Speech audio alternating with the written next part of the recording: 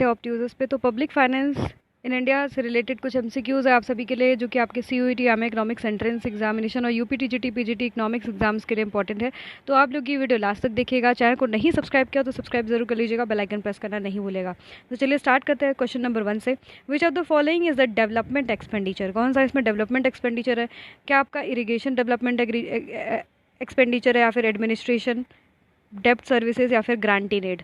तो याद रखिएगा, डेवलपमेंट एक्सपेंडिचर वो एक्सपेंडिचर होता है जो कि सरकार के द्वारा खर्च किया जाता है और वो डेवलपमेंट के काम में आता है।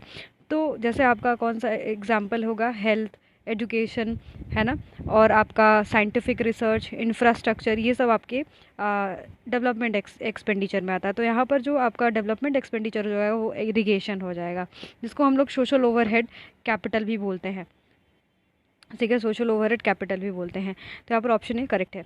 Which of the following is not example of economic overheads? कौन सा आपका इकोनॉमिक ओवरहेड यानी आपका डेवलपमेंट वाला जो है यहाँ पर नहीं कहलाएगा, डेवलपमेंट एक्सपेंडिचर, फिर सो इकोनॉमिक ओवरहेड नहीं कहलाएगा।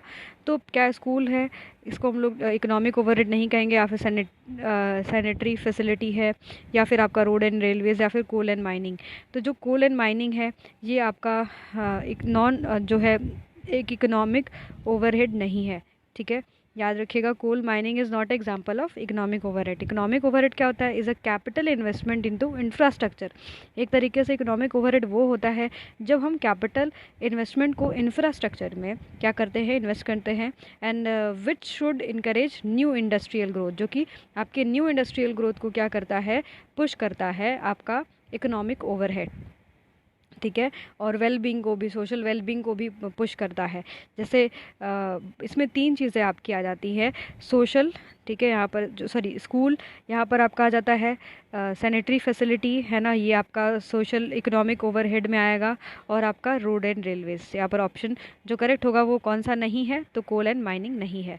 Economic expenditure of central government does not include, यहाँ पर आपके कौन सा development expenditure of central government include नहीं होता है? तो क्या अपना डिफेंस एक्सपेंडिचर है, या फिर एक्सपेंडिचर ऑन इकोनॉमिक सर्विसेज, या फिर expenditure on social and community services, या फिर ग्रांटी नीड?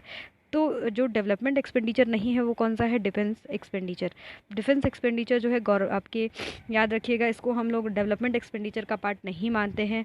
जैसे इसको हम लोग नॉन डेवलपमेंटल एक्सपेंडिचर कहते हैं। जैसे आपका पेंशन हो गया, डिफेंस पे हम खर्च कर रहे हैं, तो इससे हमारा कोई ग्रोथ एंड मतलब वृद्धि एंड विकास हमें नहीं देखने के लिए मिलता है। हम इससे अपने देश की जो है सुरक्षा कर पाते हैं। तो ये हमारा नॉन डेवलपमेंटल एक्सपेंडिचर होता है। तो यहाँ पर जो ऑप्शन करेक्ट हो जाएगा वो कौन सा है? आपका ऑप्शन नंबर ए।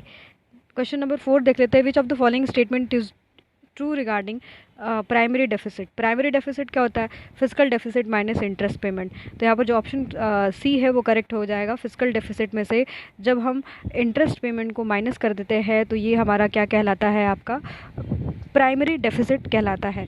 तो ऑप्शन नंबर जो करेक्ट हो जाएगा आपका सी हो जाएगा।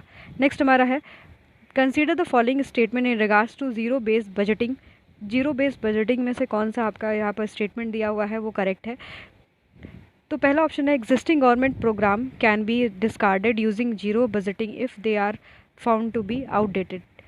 या फिर जैसे गवर्नमेंट का जो अभी भी प्रोग्राम चल रहा है उसको नकार दिया जाता है, जीरो बजट उसको दिया जाता है अगर वो हमारा आउटडेटेड मतलब पुराना हो चुका है। या फिर होता है, zero budgeting is the difficult to be applied in human development programme as the outcome of such programme is intangible in nature. क्योंकि आपका जो डेवलपमेंट प्रोग्राम है इंटेंजिबल है, इस वजह से जो है यहाँ पर जीरो बजटिंग जो आपका बेस बजटिंग है वो डिफ़िकल्ट होता है अप्लाई करना ह्यूमन बजट प्रोग्राम में।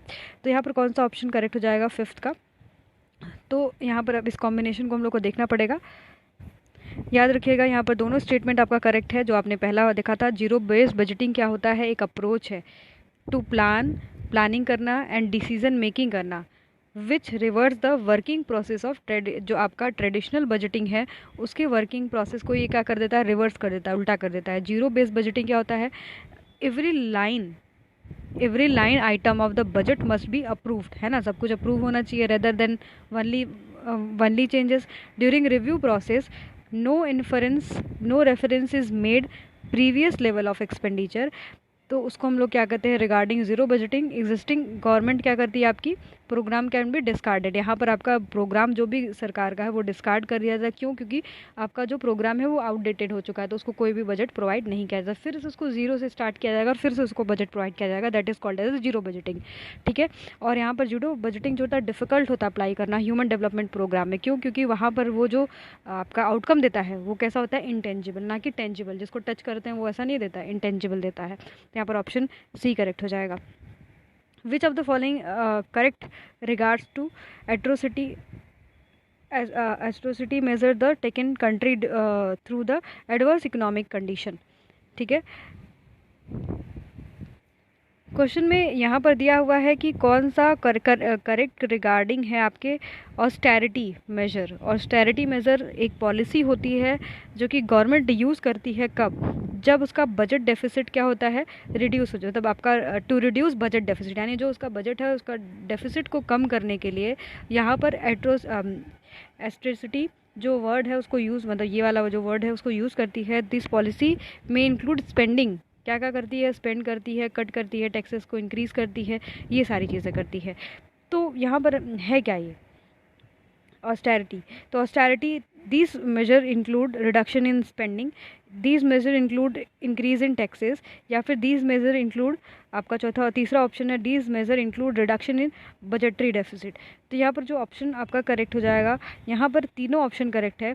याद रखिएगा ऑस्टेरिटी क्या होती है, ऑस्टेरिटी मेज़र करती है आपके जो आपका कंट्री का जब एडवर्स कंडीशन होता है, इकोनॉमिक कंडीशन, उस समय पे ये आपके जो रिड्यूस करती है किस चीज़ को, स्पेंडिंग को, खर्च को, टैक्सेस को इंक्रीज़ करती है, और रिडक्शन इन, और क्या करती है, रिडक्शन करती है बजटरी डेफिसिट को। क्योंकि टैक्सेस लेगी तो उसका रेवेन्यू बढ़ेगा, और जो खर्च है कम करना चाहेगी, खर्च कम करेगी तो उसका जो सरप्लस है वो बढ़ जाएगा, तो उसके लिए आगे फ़ायदेमंद होगा। तो यहाँ पर उसको हम लोग क्या कहते हैं, ऑस्टेरिटी कहते हैं। ठीक है, ये वर्ड याद रखिएगा, ऑस्टेरिटी। ठीक है। Which of the following is not a part of Indian national डेप्ट? कौन सा आपका इंडियन नेशनल डेप्ट का जो है पार्ट नहीं है? तो याद रखिएगा ये आपका नेशनल सेविंग सर्टिफिकेट, ये आपका not part of Indian national डेप्ट, ये नेशनल डेप्ट का आपके पार्ट नहीं है।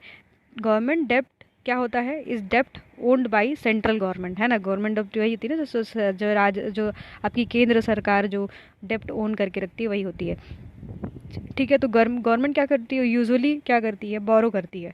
ठीक है भाई, कौन सा कब क्या क्या इशू करती है, कैसे बोरिंग होती है, एक्सटर्नल बोरिंग होती है कि इंटरनल बोरिंग होती है।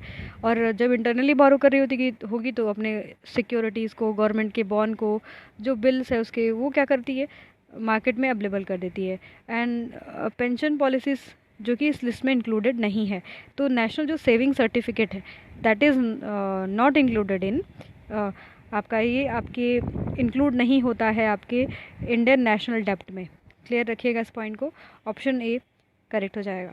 नेक्स्ट है question number 8, which of the following will not contribute in higher current account deficit?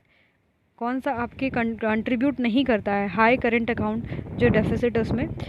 तो यहाँ पर पहला ऑप्शन है increase in the price of crude oil, या फिर rise in the export of software services, या फिर rise in the import of services. ठीक है, यहाँ पर कौन सा इंक्लूड नहीं होगा? तो याद रखिएगा कि not contribute to higher the current account deficit, current account deficit को जो है हाई नहीं करती है, कंट्रीब्यूट नहीं करती उसमें। तो याद रखिएगा कि एक्सपोर्ट ऑफ सॉफ्टवेयर सर्विसेज नहीं करती है। तो ऑप्शन जो यहाँ पर करेक्ट हो जाएगा बी। करेंट अकाउंट डेफिसिट क्या होता है? Current account deficit is measure of the country trade. ठीक है, ये कंट्री के ट्रेड को मेज़र करता है, in which the value of goods and services it imported exceed the value of goods and services it export. क्या होता है, अगर डेफिसिट होता है करंट अकाउंट में तो कहीं ना कहीं आपका इम्पोर्ट ज़्यादा है और एक्सपोर्ट आपका क्या है, कम है। ठीक है, और increase in crude oil prices and rise in import of service oil increase, है ना, ये सब इंक्रीज़ करेगा तो करंट अकाउंट डेफिसिट ही होगा। पर यहाँ पर जो है rise in export software services से कोई मतलब इसका लेना देना नहीं है।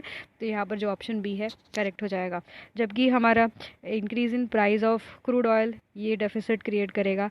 ठीक है, इंपोर्ट महंगा हो जाएगा। ठीक है, इंपोर्ट जो है हमारा महंगा होगा, सर्विसेज ज़्यादा लगेंगे एज़ कम्पेयर टू एक्सपोर्ट के। ठीक है, तो यहाँ पर जो यहाँ पर इंक्लूड होगा वो आपका दोनों होगा, पर ये वाला नहीं होगा। चलिए नेक्स्ट देख लेते हैं। Question number 9, consider the following: market borrowing, treasury bill and special security issued by the RBI. अब इसमें क्वेश्चन क्या है, which of these are component of internal डेप्ट? कौन सा यहाँ पर इंटरनल डेप्ट का पार्ट है? क्या आपका मार्केट बोरिंग है, क्या आपका जो है ट्रेजरी बिल है, या फिर क्या आपका जो है special securities issue by the आपका special issued by the RBI? तो यहाँ पर ऑप्शन 1 है, ओनली 1 करेक्ट है, या फिर आपका फर्स्ट एंड सेकंड करेक्ट है, या फिर आपका सेकंड ओनली करेक्ट है, या फिर तीनों करेक्ट है। तो याद रखिएगा, काफ़ी इंपॉर्टेंट क्वेश्चन है ये। अगर हमें इंटरनल डेप्थ लेना है, ठीक है, हमें अंदर से बाहर मतलब अपने देश से ही उधार लेना है, तो हम क्या करते हैं? मार्केट बोरिंग करते हैं, ट्रेजरी बिल को यूज़ करते हैं, एंड स्पेशल सिक्योरिटी इशू करता है आपका आरबीआई। ये तीनों जो है आपके इंटरनल डेप्थ लेने के जो है तरीके हैं। आपका ऑप्शन नंबर जो करेक्ट हो जाएगा वो आपका 4th वाला हो जाएगा। ऑप्शन नंबर 4 करेक्ट है। नेक्स्ट क्वेश्चन देख लेते हैं।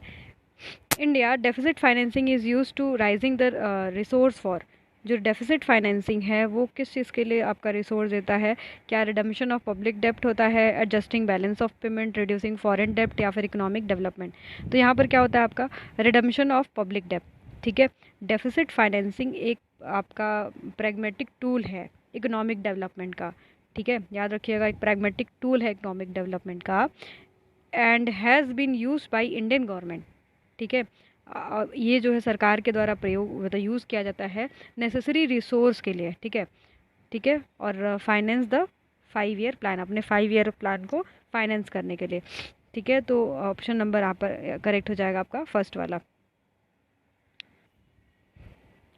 इस क्वेश्चन को फिर से एक बार समझ लेते हैं कि deficit financing is use to rising the resource for, किस चीज़ के लिए राइज करता है? तो रिडेम्पशन ऑफ पब्लिक डेप्ट ये नहीं हो सकता है, ठीक है, ये ऐसा कुछ नहीं है रिडम्पशन ऑफ पब्लिक डेप्ट को करता है, ऐसा हम लोग इसलिए डेफिसिट फाइनेंसिंग नहीं करते हैं।